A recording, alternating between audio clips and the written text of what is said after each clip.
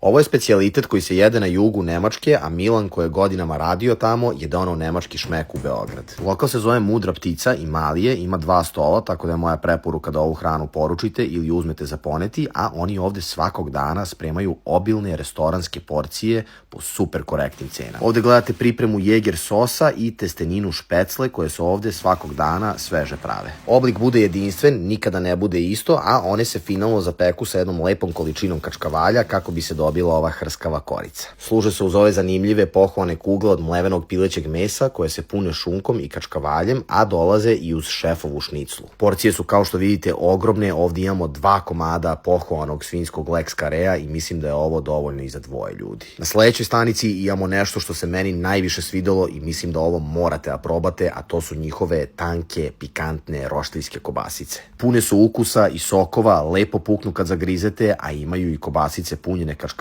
Mislim da sam ovde zarezao baš gde treba i ušao u izvor kačkavalja. Cenu ostavljam u opisu videoklipa, a vi imate jednu lepu preporuku. Ovo je izuva, ljudi.